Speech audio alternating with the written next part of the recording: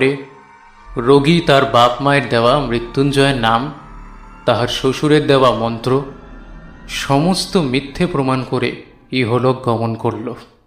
যাক, তার দুঃখের কাহিনীটা আর বাড়াবো না। কেবল এতটুকু বলে শেষ করব, সে 7 দিনের বেশি আর বেঁচে থাকতে পারল না। আমাকে শুধু একদিন বলেছিল, ঠাকুর, আমার মাথা টিপি রইল, এসব তুমি কখনো করো না। আমার মাদুলি কবচ তো মৃত্যুঞ্জয়ের সঙ্গেই গিয়েছিল। ছিল শুধু বিশরীর আজ্ঞা, কিন্তু সেই আজ্ঞা যে ম্যাজিস্ট্রেটের আজ্ঞা নয়, আর সাপের বিষ যে বাঙালি বিষ নয়, তা আমি বুঝেছিলাম। একদিন গিয়ে শুনলাম ঘরে তো বিষের অভাব ছিল না, বিলাসী আত্মহত্যা করে মারা গেছে, আর শাস্ত্রমতে সে নিশ্চয়ই নরকে গেছে। খুড়োমশাই 16 আনা বাগান দখল করে অত্যন্ত বিজ্ঞের মতো চারিদিকে বলে বেড়াতে লাগলো, ওর যদি অপঘাতে মৃত্যু না হবে তো কার হবে শুনি?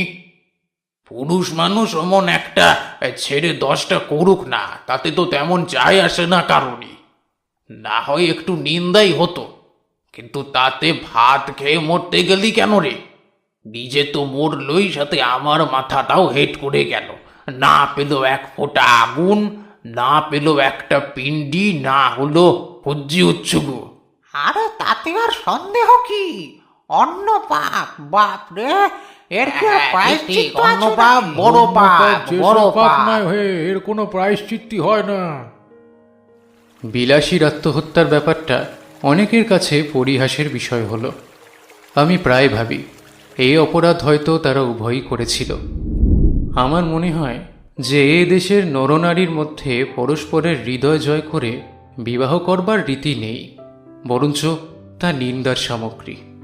যে দেশের নরনারী আশা করবার সৌভাগ্য, আকাঙ্ক্ষা করবার ভয়ঙ্কর আনন্দ হতে চিরদিনই বঞ্চিত, যাদের জয়ের গর্ব, পরাজয়ের ব্যাখ্যা কোনোটাই জীবনে একবারও বহন করতে হয় না, যাদের ভুল করবার দুঃখ আর ভুল না করার আত্মপ্রসাদ কিছুরই বালাই নেই, যাদের প্রাচীন এবং বহুদর্শী বিজ্ঞ সমাজ সর্বপ্রকার হাঙ্গামা হতে অত্যন্ত সাবধানে দেশের লোককে তফাৎ করে আজীবন কেবল ভালোটি হয়ে থাকার ব্যবস্থা করে দিয়েছেন।